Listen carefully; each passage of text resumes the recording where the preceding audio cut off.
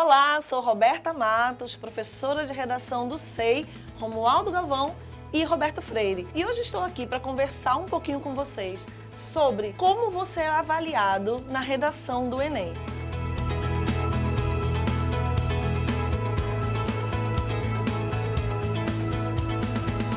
Muitas pessoas se preocupam muito em estudar redação, mas muitas vezes não param para pensar como são avaliados. Competência 1. A competência 1, ela vai avaliar a adequação do seu texto à norma padrão. Nós temos as variações linguísticas, né, que a gente pode usar na oralidade e tudo, e para fazer um texto dissertativo argumentativo, convém que a gente adeque a nossa linguagem à norma culta. Por exemplo, o que é visto no seu texto na competência 1? Como é que você usa as vírgulas, a regência, a crase? Esses dois aspectos que eu falei agora são geralmente os que apresentam mais falhas. A gente sabe que por uma falta de atenção eu posso esquecer. Precisão vocabular, você usar palavras que sejam realmente adequadas para aquilo que você está escrevendo, ortografia. Então é aquela avaliação linguística um pouco mais superficial do seu texto. E aí vamos falar um pouquinho sobre a competência 2. É aquela que a gente fala que é um X-tudo. Por quê?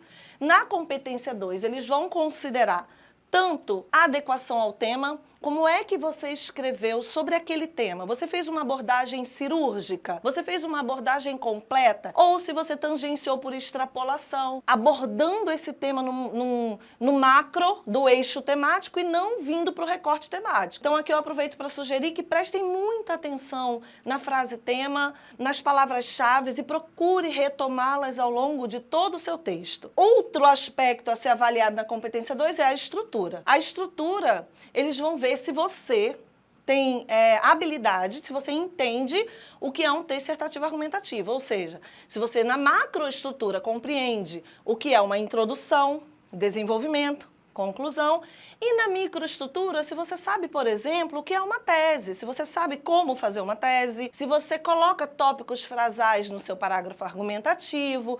Então a estrutura a gente costuma falar que ela é importante de ser seguida porque você não só pontua na competência 2, mas também você já trabalha para poder cumprir com o seu projeto de texto. Seu repertório, ele também é avaliado na competência 2. Um bom repertório é aquele que é pertinente, que é legítimo e que você consiga torná-lo produtivo. Um repertório pertinente é aquele que tem uma relação clara com o tema sobre o qual você está escrevendo. Um repertório legítimo é aquele que é real. Ele existe. Se o seu corretor ele for fazer essa conferência, ele vai ver que aquilo procede. Por isso que eu digo para meus alunos, não inventem que pode não dar certo. Né? Eu vou criar um autor, uma teoria, não façam isso, porque tem esse aspecto, que é o aspecto da legitimidade. O que seria um repertório produtivo? Quando eu consigo desenvolvê-lo bem, de forma clara, que essa relação com o tema ela fique também clara. Já na competência 3 é interessante porque eu posso fazer uma relação com a 2. A competência 3, ela vai avaliar a sua capacidade argumentativa, como você estabeleceu o seu projeto de texto e a autoria. Eu posso afirmar, com base em estudos, né, que a competência 1 e a competência 3 são as mais difíceis. A competência 3, ela vai avaliar a sua argumentação. E o que seria isso? Como é que você articula esse repertório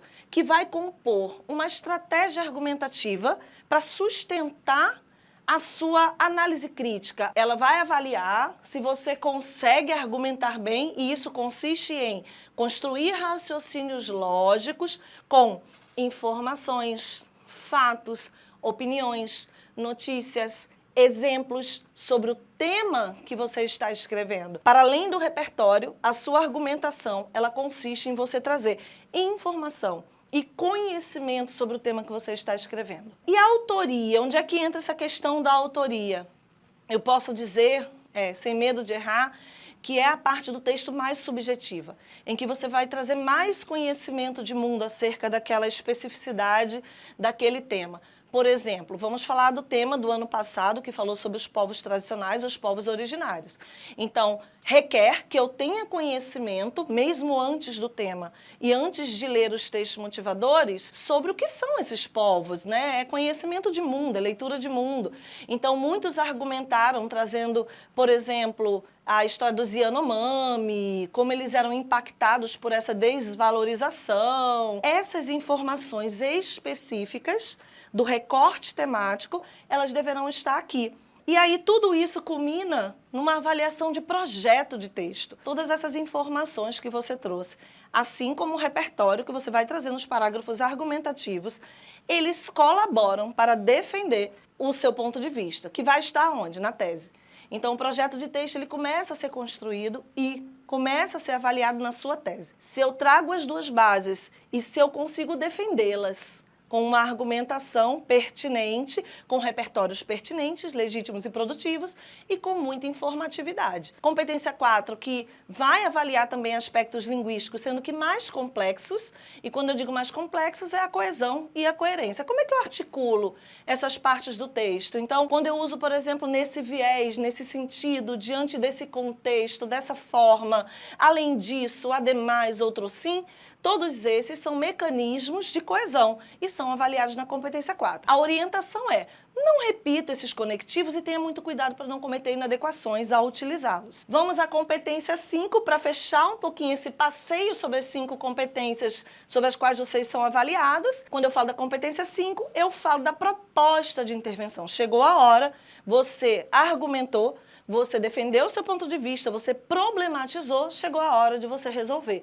E para resolver, de forma muito objetiva, eu vou falar aqui dos 5 elementos obrigatórios que são necessários, né, para que você cumpra e que você pontue 200 pontos, ou seja, chegando à nota máxima nessa competência. A ação, agente, modo meio, efeito e detalhamento. 4 são autoexplicativos e para o detalhamento eu termino aqui dizendo que a melhor forma de você cumprir é você especificando a função do agente. Dessa forma você cumpre com o 5º elemento obrigatório. Eu espero que tenha ficado claro esse passeio sobre as 5 competências, porque uma vez que você sabe como você será avaliado, fica mais fácil você chegar ao teu sonhado 1000. É isso, porque afinal, do Enem eu sei.